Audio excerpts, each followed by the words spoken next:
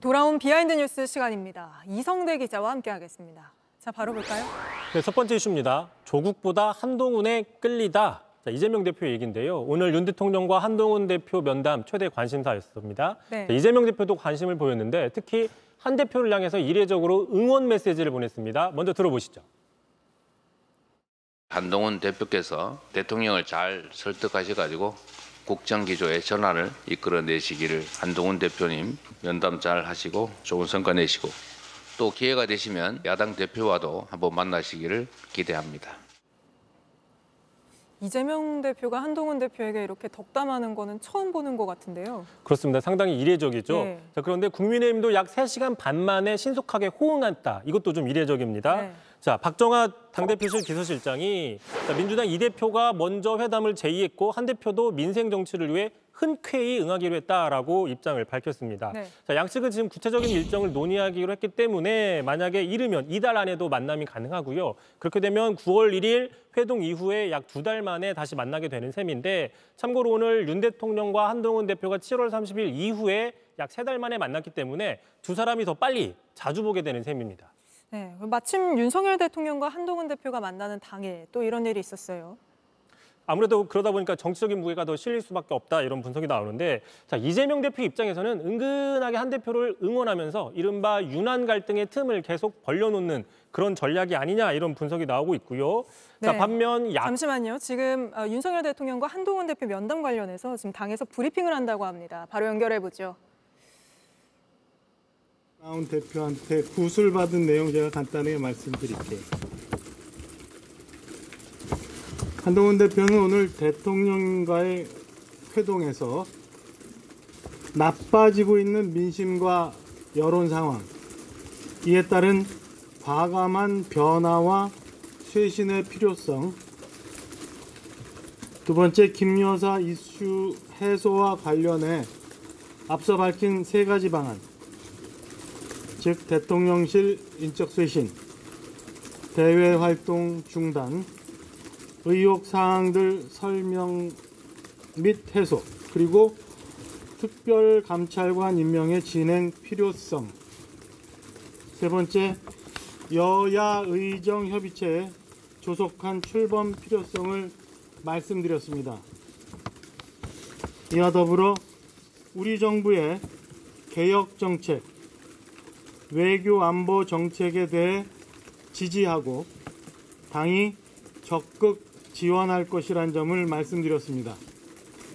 다만 개혁의 추진 동력을 위해서라도 부담되는 이슈들을 선제적으로 해소할 필요성이 있다고도 덧붙였습니다. 이외 고물가, 고금리 등 민생 정책에 있어서 당, 정, 대 협력 강화에 대해서도 말씀드렸습니다. 이상입니다. 대통령께서는 어떤 답변 주셨는지 좀 말씀 좀 부탁드리겠습니다. 제가 대통령 답변이나 반응을 말씀드리는 것은 적절치 않은 것 같아요. 용산에 취재하시는 게 맞을 것 같습니다. 또 대통령께서 대통령 요구 중에 받아들인 건 어떤 걸로 생각합니까? 아까 말씀드린 것처럼 제가 오늘 회동에 배석하지 않았고 대표의 구술 내용을 받은 거라 제가 지금 주신 질문에 답변 드릴 수가 없는 상황입니다. 또 대표님 오늘 회동에 대해 뭐라고 설명하셨어요? 마치고 나오셨어요? 마치고 나와서 특별히 말씀 없었어요. 이거 제가 받아 정리하느라고 그런 거 여쭐 만한 시간이 없었습니다. 실장님, 그럼 인적 쇄신에 대해서는 공감대가 있었던 건가요? 공감대 여부나 대통령실의 반응에 대해서는, 대통령 말씀에 대해서는 용산에 확인해 보시는 게 맞을 것 같아요. 실장님, 저기 여야정 협의체에 대해서는 그럼 용산도 뭐 적극 공감을 한 건가요? 똑같은, 제가 대통령 말씀을 옮기는 건 적절치 않은 것 같아요. 그러면 한 대표께서 회동을 마치고 81분 동안 대화 나누신 다음에 나와서 얼굴 표정이나 모습이 좀 만족스러우신지 아니면 좀 그래도 좀 부담이 있는 얼굴이셨는지 알고 싶습니다. 해가 다 진 상황이라서 제가 대표 표정을 확인할 방법이 없었습니다. 또 원래 한 대표님이 브리핑 하시는 걸로 저는 알고 있었는데 저는 그렇게 얘기한 적이 없어요. 또 네, 지금까지 오늘 있었던 지금 이거 대통령과 막 끝나서 한동훈 지금 국민의힘 그것까지 대표의 가지고 면담과 관련해서 이 대표 비서실장인 박정아 국민의힘 의원의 브리핑을 잠시 전해드렸습니다. 어떤 말을 했는지, 한동훈 대표가 어떤 말을 했는지는 밝혔지만 대통령이 여기 뭐라고 답했는지 또 어떤 반응을 보였는지에 대해서는 답변을 하지 않았습니다. 바로 이어서 비하인드 계속 전해드리도록 하겠습니다. 자, 이성대 기자, 갑자기 브리핑이 시작돼서 잠시 말을 끊었습니다. 바로 이어가시죠. 예, 그렇습니다. 바로 두 번째 이슈로 넘어가겠습니다. 바로 넘어가나요? 그렇습니다. 알겠습니다. 제가 할 얘기를 앞에서 다 했기 때문에. 자, 두 번째 이슈 보겠습니다. 한 사람을 위한 맞춤복.